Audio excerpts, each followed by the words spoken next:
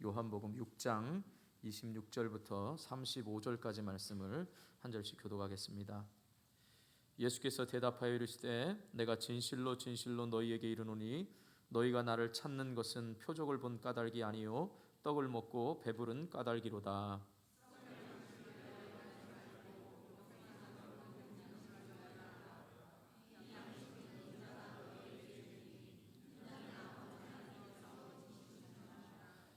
그들이 묻되 우리가 어떻게 하여야 하나님의 일을 하오리까?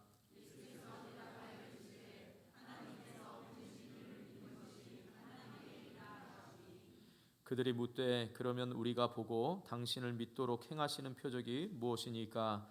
하시는 일이 무엇이니까?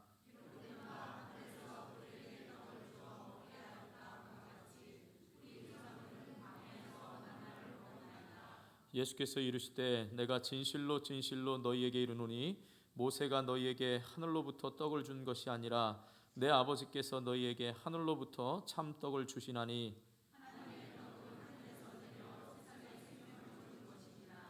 그들이 이르되 주여 이 떡을 항상 우리에게 주소서. 예수께서 이르시되 나는 생명의 떡이니 내게 오는 자는 결코 줄이지 아니할 터이요 나를 믿는 자는 영원히 목마르지 아니하리라. 아멘. 우리 옆에 분들 축복하면서 이렇게 인사하겠습니다. 생명의 떡을 맛보시기 바랍니다.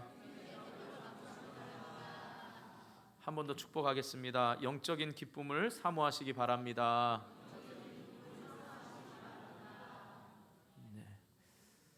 저에게 한번 무슨 떡을 제일 좋아하냐고 한번 물어보시기 바랍니다. 시작.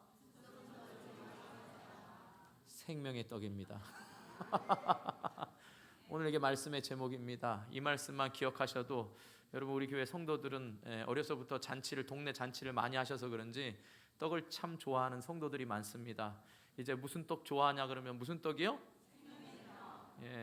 생명의 그 떡을 참 좋아합니다. 그럼 그 떡이 뭔데요? 그러면 저와 함께 원당교회에서 맛보시기 바랍니다. 이렇게 전할 수 있기를 축복합니다. 아멘. 안 하시는 분은 떡 안 좋아하시는 분입니까? 또 빵이라고 또 생각하지 마시고 여러분 오늘 꼭 생명의 떡을 맛볼 수 있기를 축복합니다. 자, 오늘 말씀은 예수님의 7대 표적 중에서 네 번째로 바로 우리가 잘 아는 오병이어의 사건을 말씀하고 있습니다. 간단히 살펴보면 예수님께서 이제 말씀을 전하실 때에 빈 들에 많은 사람이 모였습니다. 그런데 예수님의 말씀에 너무너무 집중하다 보니까 시간이 어떻게 지나가는지 몰랐습니다. 그 지난 시간을 보니까 곧 식사할 때가 다가온 겁니다. 근데 예수님께서 바라보시니까 식사할 곳에 마땅히 식당이 준비되어 있지 않고 음식도 준비가 되어 있지 않습니다. 그래서 제자들에게 묻습니다. 얘들아, 지금 먹을 것이 있느냐라고 묻자 우리에게 없습니다 라고 말합니다. 그때 예수님께서 너희에게 있는 것이 무엇인지 가져오라 라고 할 때 바로 어린아이 한 명의 도시락을 가져옵니다. 물고기 2마리와 보리떡 5개를 가져옵니다. 그런데 이 물고기 2마리와 보리떡 5개로 예수님은 너무나 간단하게 하나님께 감사의 기도를 드리신 다음에 너희가 나누어 주라 라고 해서 나눠줍니다. 놀랍게도 제자들이 나누어 주자 놀라운 일이 일어납니다. 떡을 나눠줄수록 계속 끊어지는 게 아니라 사람들에게 계속 풍성히 나눠줍니다. 그래서 오늘 우리가 6장을 전체를 다 읽진 않았지만 여러분 오늘 말씀을 통해서는 계속해서 성경을 보시고 좀 같이 읽으면서 집중을 했으면 좋겠습니다. 자, 10절에 보면 그 떡을 먹은 사람이 남자만 5,000명이다 라고 말씀합니다. 왜냐하면 당시에 여자와 또 아이는 어떻게 보면 사람 숫자에 들어가지 않고 그렇게 인간적인 대우를 받지 못했기 때문에 숫자에 포함되지가 않았습니다. 그래서 학자들이 보기에는 적어도 10,000명 이상의 사람들이 먹었을 거다라고 추측을 합니다. 또 10,000명만 먹은 것뿐만 아니라 13절에 보면 12광줄이나 남았다 그랬습니다. 참으로 놀라운 일이 아닐 수 없습니다. 제가 밥 중에 비빔밥을 좋아합니다. 그 비빔밥이 전주가 유명하지요. 제가 잘 기억은 안 나지만 어느 가마솥이 아주 큰 가마솥을 만들었습니다. 가로 세로 이 원의 넓이가 바로 10m 되는 넓은 가마솥을 만들어서 어떤 이슈가 있었냐면 여기에다가 비빔밥을 만드는데 10,000명분의 비빔밥을 만든다 그랬습니다. 대단하지요. 그럼 10,000분이면 어떻겠습니까? 실컷 어떤 사람은 2그릇 주고 어떤 사람은 뭐 원하는 대로 준 게 아니라 10,000명을 먹으려면 어떻게 하죠? 쭉 10,000명에게 조금씩 나눠주겠죠. 그리고서 10,000명이 먹었다 이렇게 할 수 있겠죠. 또 10,000분을 또 절반으로 나눠서 20,000명이 먹었다 이럴 수도 있지요. 안 그러겠습니까? 예, 제가 무슨 없는 걸 이벤트를 위해서는 사람들에게 조금 나눠주면서 숫자의 개념을 두지만 오늘 예수님께서 행하신 기적은 남자만 5,000명이었고 풍성히 먹은 것뿐만 아니라 12광주리가 남았다라고 13절에 말씀합니다. 그러니까 예수님이 주시는 바로 양식은 그 어떤 사람의 이벤트에 나누어주는 분량이 아니라 풍성한 대로 우리에게 주신다라는 사실입니다. 그렇기 때문에 오늘 말씀을 통해서 예수님께서는 바로 이렇게 풍성한 양식을 줄 수 있는 분은 하나님의 아들이신 메시아이신 바로 예수님이 하나님의 아들이심을 말씀하고 있는 것입니다. 그런데 흥미로운 건 뭐냐라고 하면요, 예수님이 이 땅에 계시는 동안 우리가 유월절을 몇 번 지냈다 그랬죠? 지난주에 우리가 본 세 번째 표적이 뭐였죠? 38년 된 병자, 베데스다 목가에 있었던 38년 된 병자를 주님께서 고치셨습니다. 그때가 무슨 날이라 그랬죠? 유월절이었습니다. 그게 두 번째 유월절이고, 오늘 말씀에 보면 4절에 보면 바로 예수님께서 어떻게 해요? 유대인의 명절이 뭐가 가까웠다고요? 그러니까 오늘 말씀이 바로 세 번째 유월절을 맞이하면서 일어난 사건입니다. 그런데 흥미로운 건 뭐냐라고 하면요, 유월절엔 반드시 예루살렘에 올라가야죠. 근데 예수님께서 예루살렘에 올라가지 않으셨습니다. 자, 이 말씀이 끝나는 우리 6장 59절 말씀 한번 읽어보겠습니다. 거의 끝부분입니다. 완전 끝은 아니지만 59절 말씀 한번 읽어보겠습니다. 시작. 이 말씀은 예수께서 가버나움 회당에서 가르칠 때에 하셨느니라. 자, 예수님께서 오병이의 사건을 들에서 이제 일으키십니다. 우리가 조금 후에 보겠지만 그걸로 끝나는 게 아니라 그 다음에 예수님을 왕으로 세우려고 하니까 예수님께서 배를 타고 건너가십니다. 피하듯이 도망갔습니다. 그리고 도망간 곳에 다시 예수님을 찾아와서 만난 그곳에서 바로 예수님께서 오병이어의 사건의 영적 의미를 해석합니다. 그것이 바로 가버나움이라는 겁니다. 자, 그리고 지난 다음에 7장 1절 한번 읽어보시기 바랍니다. 7장 1절 시작.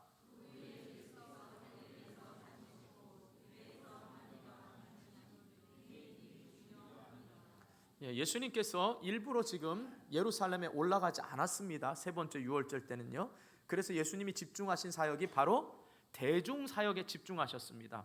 놀랍게도 여러분, 이 오병이어의 기적을 통하여서 제자들보다 먼저 오병이어의 기적을 통하여서 예수님의 십자가의 죽으심을 처음 대중들에게 말씀하신 사건이 바로 이 오병이어의 사건입니다. 그리고 이 오병이어의 사건이 지나고 난 다음에 변화산에서 예수님께서 베드로와 야고보와 요한에게 세 제자에게 부활의 변화된 모습을 보이면서 그 변화산에서 내려오시고 나면서 내려오실 때 처음으로 제자들에게 내가 십자가에 죽을 것과 부활하심을 처음 얘기합니다. 그리고 난 다음에 예수님은 실제로 십자가에 죽으시기까지 제자들에게 3번 죽으심과 부활을 얘기하는데 그 전에 이미 대중에게 10,000명 이상의 대중에게 예수님이 어떻게 십자가에 죽으실 거에 대한 예표로서 이 사건을 말씀하고 있다라는 사실입니다. 그리고 이제 예수님을 죽이려고 하니까 예수님이 실제로 유월절에는 올라가시지 않고 2절에 보면 초막절이 가까울 때 가십니다.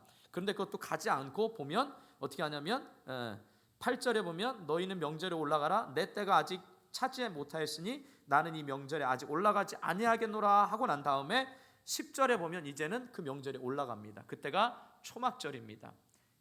그러니까 예수님께서는 지금 철저하게 피하시는데 그 이유는 바로 예수님의 때가 되지 않았는데 그 때가 되지 않았다는 건 십자가 지실 때가 되지 않았습니다. 그래서 예수님은 오병이어를 통하여 대중사역을 먼저 힘쓰시고 난 다음에 마지막 4번째 유월절에 십자가에 죽으시기 전에는 약 6개월가량은 제자들을 통해서 은밀하게 이제 십자가에 죽으신 후에 너희들이 어떻게 감당해야 될 제자 훈련 사역에 집중하셨습니다.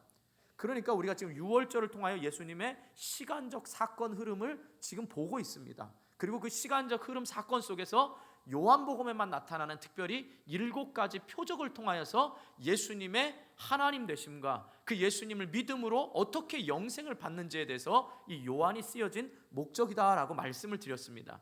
그러니까 오늘 오병이의 사건도 우리가 너무나 어렸을 때부터 잘 아는 사건이지만 물고기 2마리와 보리떡 5개로 5,000명을 먹었다. 야, 이 대단한 기적이다. 이걸로 끝나는 말씀이 아니라 바로 이 오병이의 사건을 통하여 예수님의 메시아됨과 그리고 그 메시아 되신 예수 그리스도를 어떻게 믿는 것이 영생에 이르는 것이며 또 우리가 영생을 얻고자 할 때 어떠한 마음으로 예수님께 가까이 와야 함을 말씀하고 있다라는 사실입니다. 왜 그러냐라고 하면요, 당시의 유대인들에게 있어서는 메시아에 대한 기대가 있었습니다. 그 기대가 뭐냐?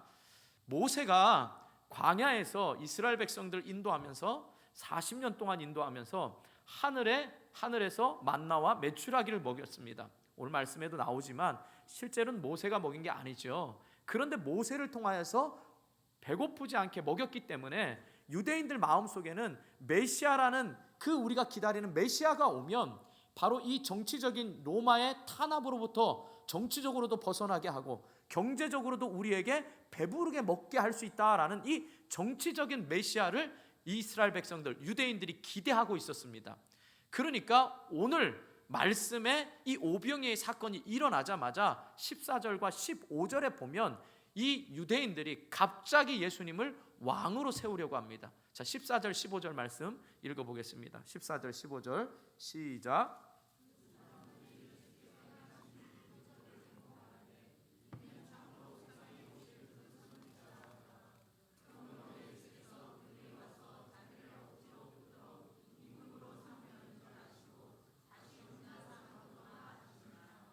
네, 지금 유대인들 마음속엔 이 모세 때와 같은 만나와 메추라기를 먹인 그 사건을 누군가 재현할 수 있다면 그분이 메시아로 알고 그분을 왕으로 삼고자 하는 마음이 늘 있었습니다. 그러니까 오늘 오병이의 사건을 통해서는 예수님의 기적의 초점이 아니라 그 기적을 통한 표적에 우리가 관심을 가지고 예수님이 어떤 분이신가에 대한 분명한 이러한 확신과 또 그러한 확신 가운데서 저와 여러분에게 예수님이 주시고자 했던 이 생명의 떡 대신 그 능력을 오늘 저와 여러분이 경험할 수 있기를 주님의 이름으로 축복합니다.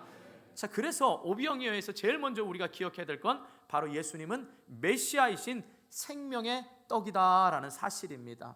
예수님은 누구라고요? 예, 생명의 떡. 그러니까 우리가 제일 좋아하는 떡은 무슨 떡이 돼야 돼요? 네, 생명의 떡. 예, 이 떡은 어디서 살 수 있을까요? 네, 교회에서 살 수 있고 어때요? 누구를 통해서 살 수 있어요? 아니, 생명의 떡 대신 예수님이니까 예수님이 줘야 먹을 수 있는 거 아니겠습니까? 그게 뭐 교회가 됐던 뭐 어디가 됐던 여러분이 예수님 계신 곳에서 바로 그 생명의 떡 대심을 풍성하게 누릴 수 있기를 축복합니다. 자, 이제 예수님은 분명히 이 생명의 떡으로서 말씀하시는데 이 유대인들은, 이 무리들은 정치적인 메시아를 기대합니다. 그래서 예수님이 피해서 산으로 가셨다 그랬습니다. 그런데 한번 떡을 맛본 사람, 이 생명의 떡이 얼마나 맛있으면, 제가 비유를 한 겁니다. 아직은 생명의 떡을 못 봤는데 이 사람들 가운데 얼마나 예수님에 대한 기대가 자기들의 필요를 채워주는 분임을 알고 그들이 이 떡을 먹어봤으니까 예수님을 집요하게 따라다닙니다. 여러분, 오늘날 우리도 세상에서 여러분이 얻고자 하는 게 어디에 있다 그러면 집요하리만큼 따라다니죠. 건강에 좋다 그러면 어떡하죠? 정말 그 건강에 좋은 음식을 다 찾아다닙니다. 우리가 필요하니까 찾아가는 겁니다. 그건 당연합니다. 그런데 그 필요가 엉뚱한 곳에서 찾고 있다는 겁니다. 예수님을 찾았습니다. 정말 집요하리만큼 산에 가셨는데 예수님을 만나게 됩니다. 그런데 결국 찾았지만 다시 예수님이 그들을 책망하시면서 나는 너희들의 왕 되는 걸 거부하고 오히려 내가 너희에게 주는 것이 무엇인가를 밝히 깨닫기를 원하셨습니다. 자, 26절, 27절 읽어보시기 바랍니다. 오늘 우리가 읽은 본문 말씀입니다. 자, 26절, 27절 읽겠습니다. 시작.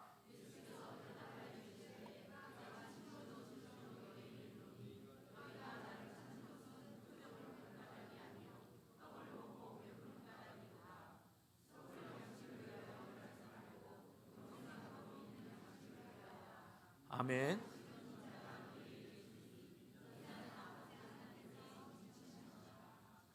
아멘. 자, 이미 2절 말씀에 보면 오병이의 사건이 왜 일어났냐 하면 2절에 보면 지금 몰려든 것도 뭐예요? 병고침 때문에, 병고침을 경험했기 때문에 지금 이 사람들이 몰려왔습니다. 또 예수님이 피하셨지만 또 쫓아왔습니다. 근데 뭘 보고요? 이제는 떡을 먹어봤기 때문에 찾아옵니다. 오늘날 많은 사람들이 예수님을 쫓으면서 나도 혹시 병고침을 받을지 않을까? 나도 뭔가 예수님을 통해서 채워짐을 받을지 않을까? 이렇게 찾아오는 사람들이 많습니다. 그걸 부정하는 게 아닙니다. 예수님은 그걸 부정하는 게 아니라 그 가운데서 내가 너의 병을 고쳐주고 내가 너의 필요를 채워준 그 근본적인 목적이 무엇인지를 알기를 원하는 겁니다. 여러분, 혹시 오늘도 예배를 드리면서 이 자리에 왔으면서도 여전히 여러분의 필요가 채워지기를 위해서 왔다면 오늘 예수님이 여러분에게 주시고자 하시는 그 궁극적인 목적의 말씀을 꼭 듣고 그 말씀의 은혜를 경험할 수 있기를 주님의 이름으로 축복합니다. 그러니까 오늘 이 자리에 온 것은 우리의 필요가 아니라 바로 예수님이 우리에게 필요하시는 말씀을 언제나 듣기 위해서 우리가 이 자리에 있다라는 사실입니다.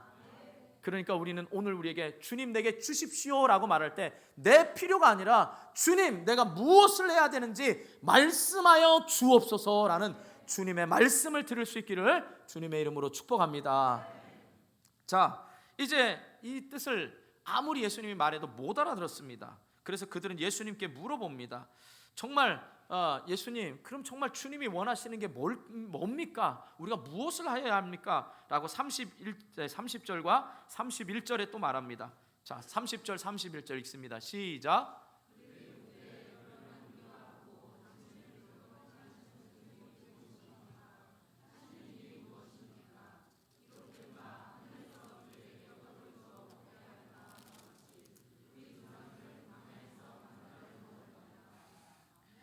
다시 말해서 모세는 우리 조상들이 광야에서 지날 때 하늘에서 만나를 내리게 해서 백성들을 먹게 해주셨는데 당신은 우리에게 뭘 해줄 수 있습니까? 만약 모세가 행한 것과 같은 표적을 보여주면 믿겠다는 겁니다. 그런데 여러분, 예수님이 이미 오병이의 기적을 행하셨습니까? 안 행하셨습니까? 행하셨어요. 행하셔서 자기들이 14절에 보면 어떻게 해요? 왕으로 삼고자 했단 말입니다. 자기들이 기다리던 메시아의 그 메시아가 예수님일 거라고 믿고 즉시 사람들이 예수님을 왕으로 세우려고 했습니다. 분명히 보았거든요. 근데 예수님이 말하니까 또 뭐요? 우리에게 또 기적을 보여달라는 겁니다. 여러분, 여러분이 처음 예수를 믿을 때 만난 그 표적들, 그게 여러분 안에 어떤 표적으로 머물면 계속 표적을 보여달라 그럽니다. 그런데 그 표적 가운데 어떤 사람은 아픔 가운데서 그 아픔이 치료되면서 예수님을 만날 수 있고요, 어떤 사람은 어려운 환경 가운데서 예수님을 만나서 그 어려운 환경이 회복되는 경우도 있습니다. 그러나 그 표적과 그 기적을 통해서 예수님이 원하시는 것은 내가 너를 창세 전부터 택해서 너를 지금 부르기 위해서 내가 이렇게 이적을 행하고 표적을 행했으니까 너는 이 이적을 행하고 이 표적을 행하는 나인 내가 하나님이란 것과 나를 믿는 너에게 구원을 주시는 구세주이심을 믿어라. 이게 더 우리에게 큰 복인 줄 믿으시기 바랍니다. 그런데 이 복을 우리가 경험했어요. 그런데도 계속 표적을 보여달라고 있는 겁니다. 이 유대인들하고 똑같은 우리가 그런 지금 모습으로 예수님을 쫓아가고 있다라는 것입니다. 자, 그때 예수님이 뭐라고 말씀하십니까? 자, 우리 32절과 33절 또 한번 보겠습니다. 시작.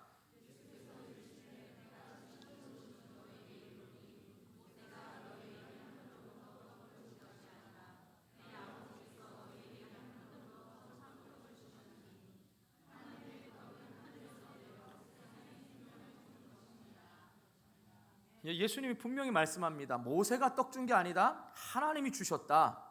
그런데 하나님이 이제는 영원한 생명을 위해서 뭘요고요? 하늘로부터 이제는 참떡을 주시나니 이 떡은 하늘에서 내려 세상에게 생명을 주는 것이다 라고 말합니다.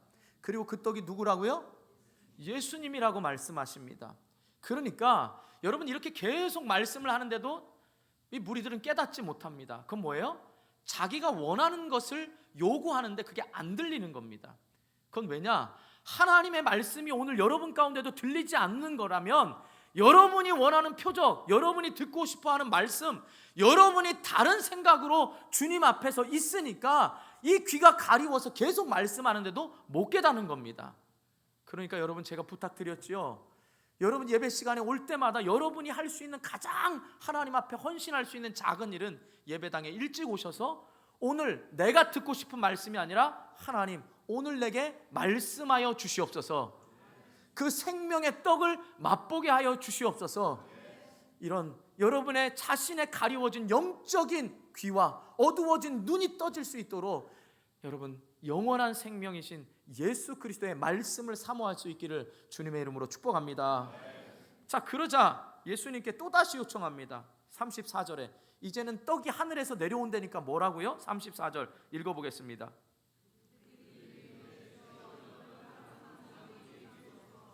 네, 욕심은 많습니다. 그죠?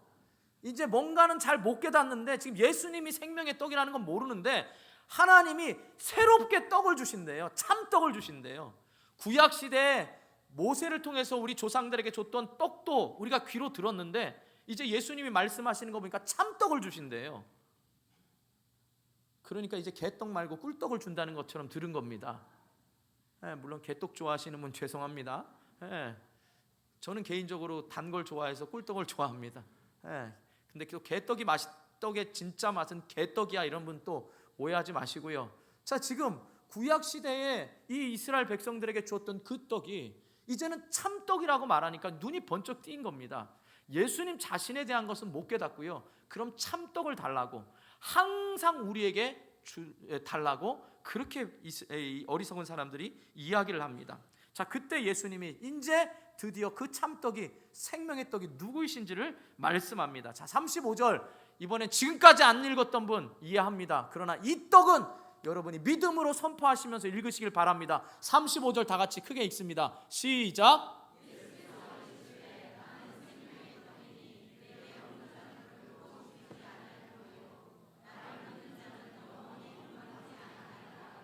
할렐루야.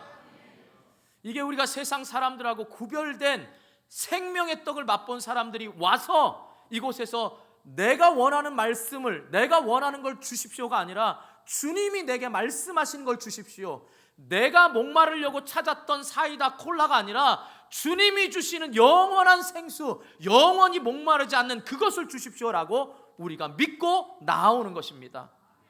여러분 문제가 있으십니까? 그 문제가 해결해 달라고 여러분 구하십니까? 또 여러분에게 아픔이 있어서 그 문제를 치료해 달라고 원하십니까? 그렇다면 여러분의 아픔과 치료 이전에 주님은 내가 주는 이 생명의 떡을 먼저 맛보라 라고 말씀합니다. 그 말은 내가 오병이어의 기적을 일으키고 그 광야에서 40년 동안 먹였던 그 하나님, 바로 그 하나님이신 예수님이 하나님의 본체로서 이 땅에 생명으로 오신 떡이라는 사실을 먼저 믿을 수 있기를 주님의 이름으로 축복합니다.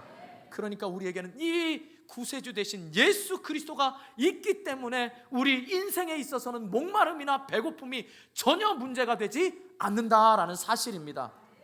그러므로 저와 여러분이 예배당에 올 때마다, 내가 그리스도인이라고 말하면서 신앙생활 할 때마다 육신적인 배고픔과 목마름을 위해서 잊지 마시고 언제나 주님으로 인하여서 영원한 생명과 영원한 우리의 기쁨이 예수님으로부터 온다는 사실을 꼭 믿고 여러분 삶의 현장에서 그 예수님으로 인한 기쁨이 회복될 수 있기를 주님의 이름으로 축원합니다. 자, 먼저 주님은 오병이어를 통해서 이 메시아 되심을 나타내기를 원했습니다. 자, 두 번째, 또 오병이어의 기적을 통해 하나님이 베푸시는 구원의 진리가 뭐냐라는 것입니다. 자, 생명의 떡이신 예수님을 믿는 것이 바로 구원의 진리입니다. 그러니까 생명적인 떡은 예수님을 먹는다라는 말은 뭐 예수님을 뜯어 먹는 게 아니고요, 예수님께서 십자가에 보여주신 사랑을 믿는 것입니다. 그 십자가에 보여주신 사랑은 우리의 죄를 위해서, 나의 죄를 위해 십자가에 죽으시고 3일 만에 살아나신 부활을 믿는 겁니다. 바로 이게 예수님이 우리에게 보여주신 십자가의 사랑입니다. 그러니까 이 사랑을 나를 위한 것인 줄 알고 믿으면 바로 주님이 내어주시기 원하는 떡을 맛보는 겁니다. 그러니까 여기서 눈에 보이는 자, 떡 드세요, 떡 드세요, 떡 드세요 이런 떡이 아니라 보이지는 않지만 이 예수 그리스도의 그 십자가 사랑을 저와 여러분이 경험하면 그것이 바로 우리가 누릴 수 있는 영생의 기쁨이고 구원의 감격이다, 이 말인 것입니다. 자, 41절과 42절 한번 보시기 바랍니다. 자, 유대인들은 예수님께서 이제 스스로 하늘에서 내려온 떡이라 한다, 이런 걸 수근거리면서 이렇게 말합니다. 41절 또 42절 읽어보겠습니다. 시작.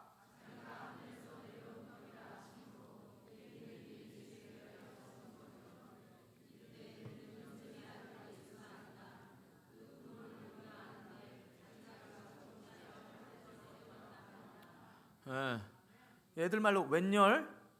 이 웬 떡이야? 우리가 예수 어디서 태어났고 어떻게 자랐는지 아는데 얘가 하늘에서 내려왔대. 우리가 마리아를 통해서 봤는데 하늘에서 내려왔대. 도저히 이해가 안 되는 겁니다. 자, 그럴 때 예수님이 말씀합니다. 51절에 그 떡의 의미를 이야기합니다. 51절 다 같이 읽습니다. 시작.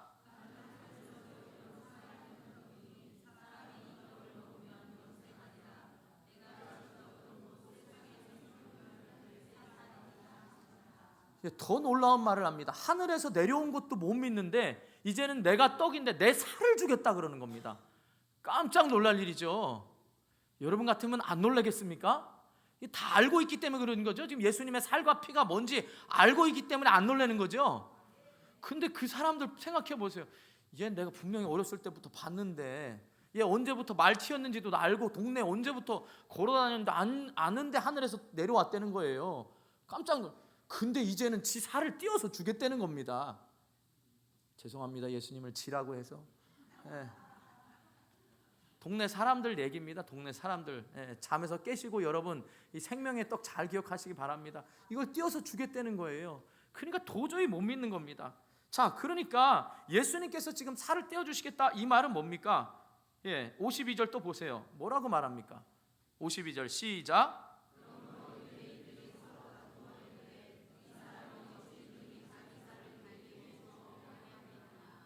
이런 논쟁이 벌어지죠. 그러니까 53절, 또 53절도 가장 크게 여러분 목소리로 선포하는 겁니다. 53절 시작.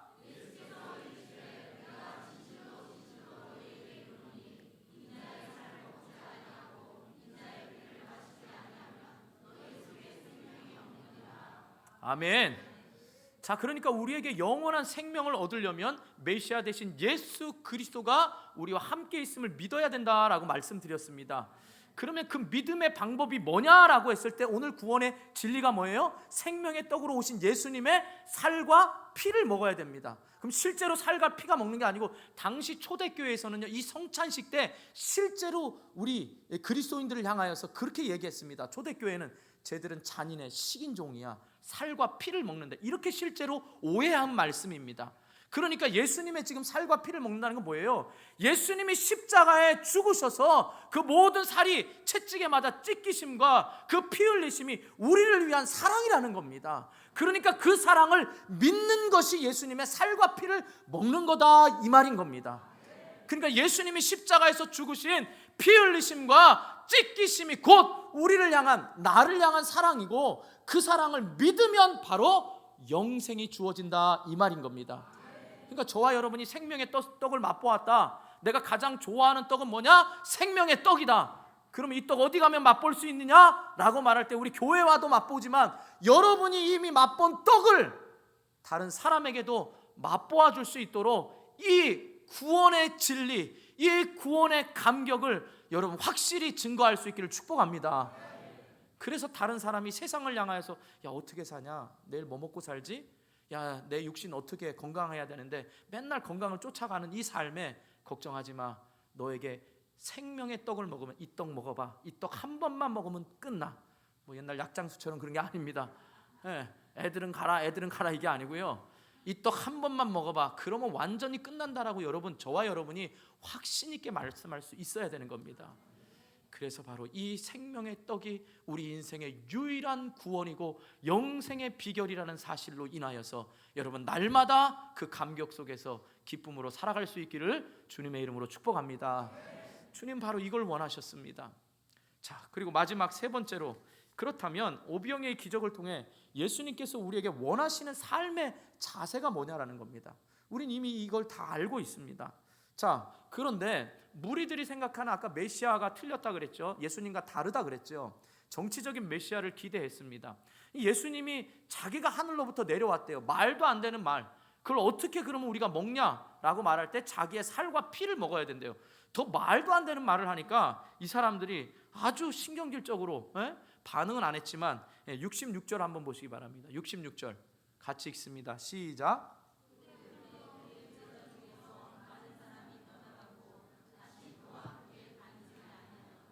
예. 네. 마지막 읽으신 분, 권사님 뭐라고요? 여러분 지금 잘 보세요. 2절 말씀해 보면 아까 병 고쳤기 때문에 지금 오병이어의 사건의 빈들로 많이 모였어요. 병 고침 받으려고.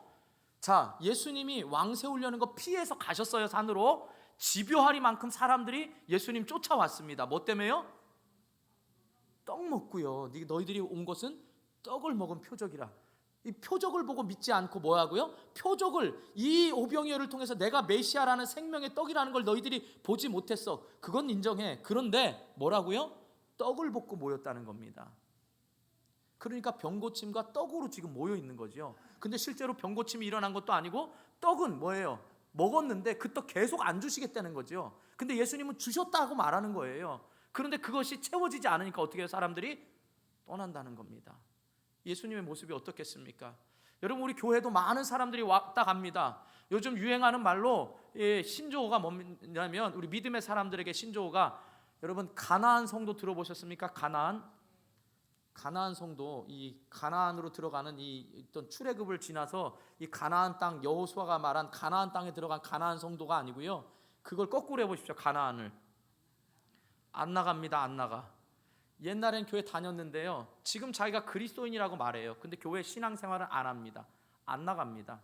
뭐 상처 때문에 안 나가고 뭐 때문에 안 나가고 뭐 때문에 안 나가 성도가 요즘에 많습니다. 그러면서도 자기 종교는 기독교인이라고 말합니다. 그렇다면 그들에게 있어서 영생의 말씀의 기쁨을 위하여서 오는 건지, 떡을 쫓았는데 떡이 없고 병고침을 바랬는데 병고침이 없고, 여러분 저와 여러분의 삶은 어떻습니까? 조금만 힘들면 여러분 예수님에게 있는 영생의 말씀, 이 말씀 때문에 내가 온 것이 아니고요, 조금만 힘들면 떠나는 일이 많습니다. 여러분, 제가 우리 교회에 오실 때 이런 분들이 있습니다. 우리 교회 오늘 처음 오신 분들도 계실 텐데요, 우리 교회 오면 제가 부탁드리는 게 있습니다. 그건 뭐냐?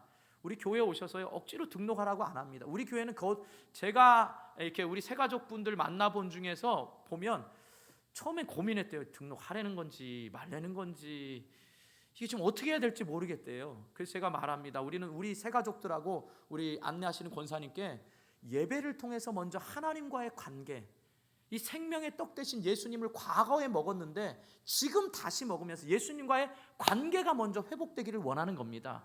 그 다음에 여러분들이 교회 비전과 하나님이 이곳에 보내신 곳이라면 여기서 여러분의 신앙생활의 헌신을 결정하는 거지, 처음부터 여러분이 생각하는 이 교회 분위기 좋다, 이 교회 리모델링 잘 됐네, 어떤 외적인 걸 보고 여러분이 판단해서 하지 말라라는 겁니다.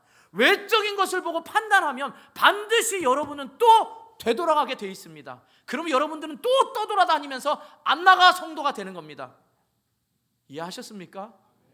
여러분 꼭 오늘 이 말씀을 통하여서 여러분, 우리가 나올 때는 어떻게 해야 됩니까? 안 나가 그랬지만 보세요, 베드로가 또 멋진 말을 합니다. 이 말씀도 크게 선포합니다. 67절에 예수님이 너희도 가려느냐라고 제자들에게 묻자 68절에 우리 베드로 큰형님이 대답합니다. 본인이 큰형님이라고 생각하는 분들 크게 하시기 바랍니다. 시작.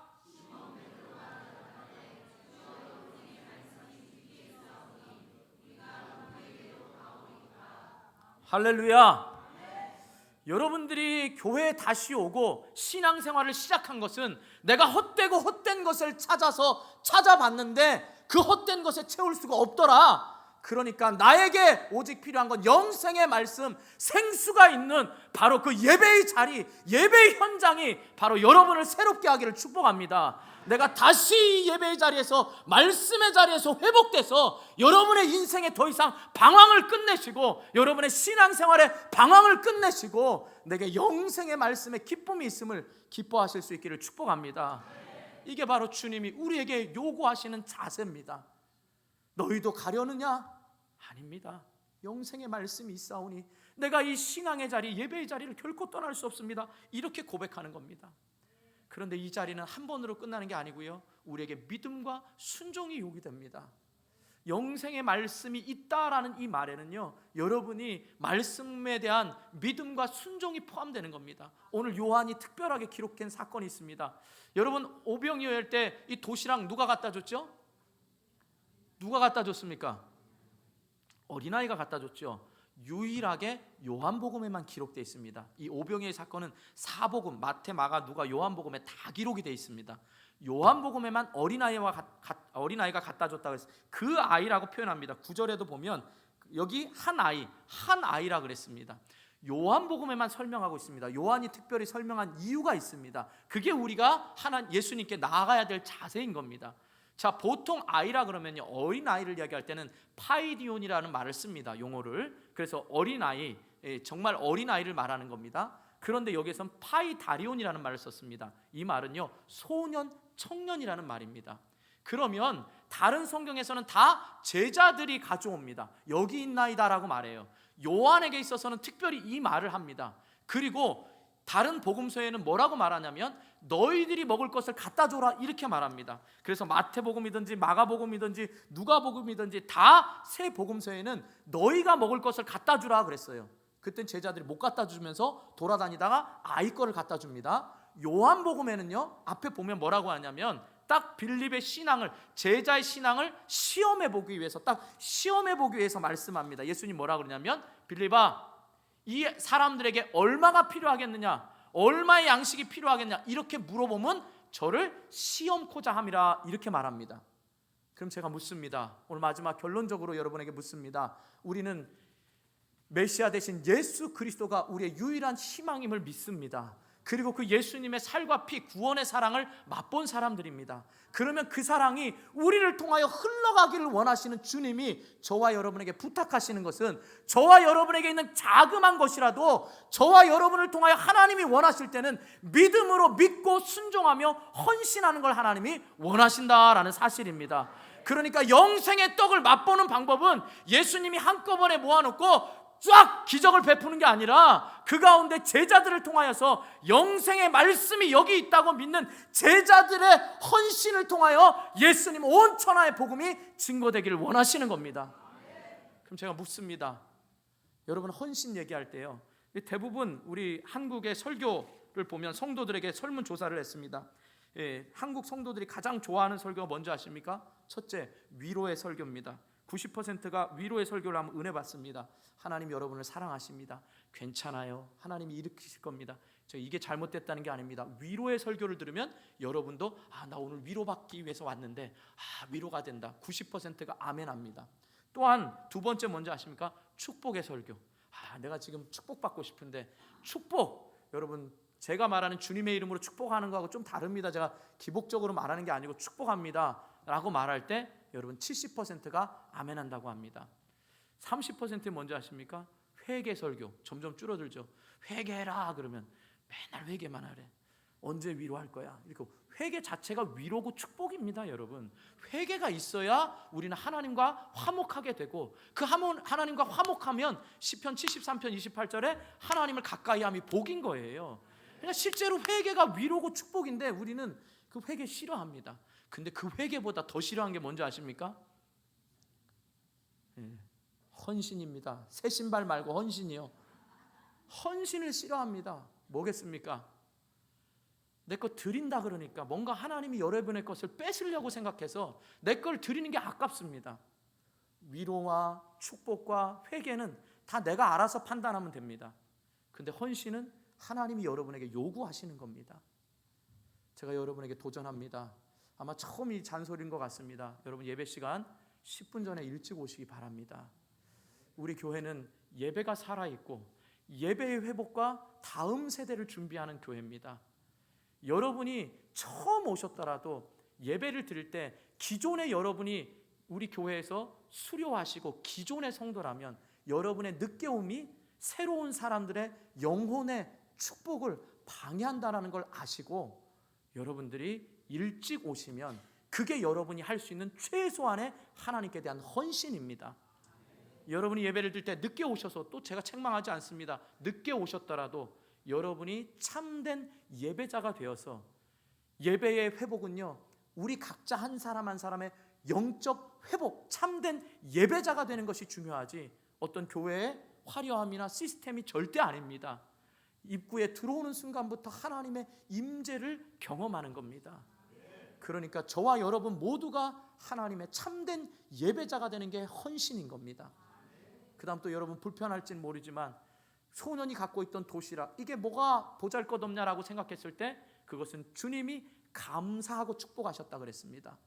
저와 여러분에게 있는 시간, 물질, 건강, 그 어느 것이든지 일찍 와서 기도하고, 일찍 와서 헌신하고, 우리 교회가 나아가는 일에 동참하고, 여러분들이 새 가족을 수료하면서 사인했던 그 사인의 책임을 감당할 때 우리 교회를 통하여서 수많은 사람들이 예수가 메시아인 것과 생명의 떡인 것을 알고, 그 떡을 통하여서 영원한 생명을 누리고, 그 누린 사람들이 또다시 헌신하여서 또 다른 수많은 사람들이 예수님을 만나고 12강조리가 남을 수 있도록 하나님이 역사하실 줄 믿습니다. 우린 그저 드리면 됩니다. 우리가 가진 건 믿음으로 드리면 되는 겁니다.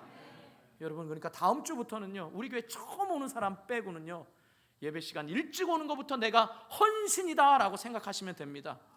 늦게 오는 사람은 하여간 헌신 아니고 새 신발 신고 부지런히 어디 돌아다니려고 늦게 오는 줄 그렇게 생각 안 하겠습니다. 또 한다 그러면 또 어려우니까. 사랑하는 성도 여러분, 결론적으로 말씀드립니다. 오병이의 사건은 단순히 그냥 물고기 2마리와 보리떡 5개로 5,000명을 먹이고 와 대단하다 이 사건이 아니라, 요한복음을 통하여 분명히 우리가 계속해서 표적을 통하여 알아야 될 게 있습니다. 바로 이 표적은 사인이라는 겁니다. 생명의 떡인 예수님이 이 땅에 오셨다라는 겁니다. 그리고 우리가 세상에 많은 좋아하는 떡과 모든 것들보다 생명의 떡을 맛봐야 되는데, 그게 바로 십자가의 사랑을 경험해야만 영원히 목마르지 않습니다. 그래야 우리가 환경에서 엉뚱한 것으로 인생을 헤매지 않고 바로 십자가의 사랑 때문에 여기서 영원한 생명을 맛볼 수 있는 것입니다. 그러면 이 영원한 생명을 나만 맛보는 게 아니라 여러분 주변에 흘려보내려면 여러분의 작은 헌신, 그것을 하나님이 기쁘게 받으셔서 축사하시면, 그렇기 때문에 예수님은 너희가 나누어 주라고 말하고 너희가 필요하다라고 말합니다. 예수님이 한 번에 하실 수 있는데 너희에게, 우리에게 요구하시는 겁니다. 그리고 예수님은 우리와 동역하시는 것을 기뻐하시는 겁니다. 여러분, 우리 교회는 이제 만들어가는 교회입니다. 내가 이제 왔는데 어떻게 뛰어들지? 다 그렇게 있는 분들이 다 우리 교인들입니다. 여러분 적극적으로 하시면 됩니다. 이제 여러분 우리 다음 주에 새가족 수료하고 또 수료할 때 아마 찬양대 인원도 늘어날 거 많은 분들이 있을 겁니다. 여러분 적극적으로 헌신해서 우리 교회를 통하여서 예배가 회복이 되고 다음 세대가 세워지는 이 놀라운 일에 저와 여러분이 함께 동참해서 하나님의 영원한 생명을 우리 원당교회를 통하여 맛보시고, 여러분 가정과 직장과 자녀들과 형제들에게 흘려보낼 수 있는 축복의 사람이 되기를 주님의 이름으로 축원합니다. 기도하겠습니다. 말씀 생각하면서 기도합니다. 하나님, 내가 영원한 생명의 떡을 사모하는데 내가 요구하는 것 때문에 주님이 말씀하시는 거 가리워졌다면, 이제 내가 교회에 와서 예수님 앞에 나올 때 내가 원하는 거 들어달라는 거 말고, 주님 내가 무엇을 하여야 합니까? 주님 내가 무엇을 하기를 원합니까? 주님 말씀하여 주시옵소서. 영생의 말씀을 하여 주시옵소서. 그래서 이 말씀 붙들고 승리하겠다고, 그리고 이 말씀대로 내가 순종하면서 헌신하겠다고, 작은 일이지만 작은 일부터 내가 헌신하면서 축복의 사람이 되겠다고, 여러분 말씀 생각하면서 주님 한번 부르고 간절히 기도하도록 하겠습니다.